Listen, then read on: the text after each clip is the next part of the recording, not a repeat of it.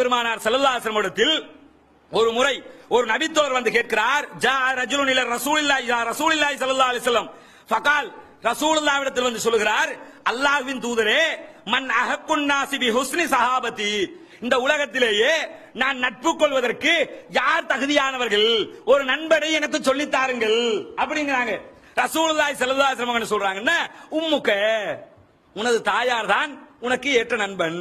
என்ன நினைச்சுக்கிட்டு வந்து கேட்டுப்பாரு, அவர் என்ன நினைச்சுக்கிட்டு வந்து கேட்கிறாருன்னா, அபூபக்கர் சித்திக் இருக்கிறாங்க, உமர் இப்னு கத்தாப் இருக்கிறாங்க, தல்கா இருக்கிறாங்க, உபைதுல்லா இருக்கிறாங்க, அலி இருக்கிறாங்க, உஸ்மான் இப்னு அஃபான் இருக்கிறாங்க.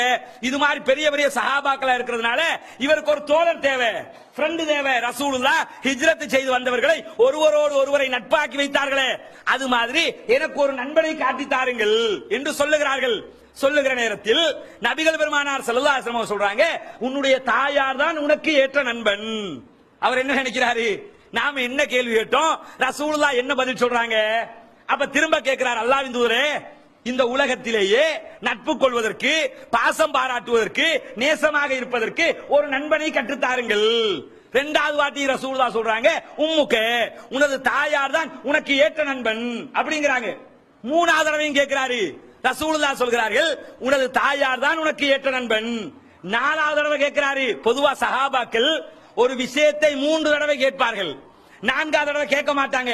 இவர் 4வது தடவையும் கேட்கிறார். கேட்கும் போது நபிகள் பெருமானார் ஸல்லல்லாஹு அலைஹி வஸல்லம் சொல்கிறார்கள், இந்த உலகத்திலேயே நீ நட்பு கொள்வதற்கு தகுதியானவர் உன்னுடைய தந்தை தான். நட்புண்டா என்ன, எதுக்கு ரசூலுல்லாஹ் சொல்லி காட்டுறாங்க தெரியுமா?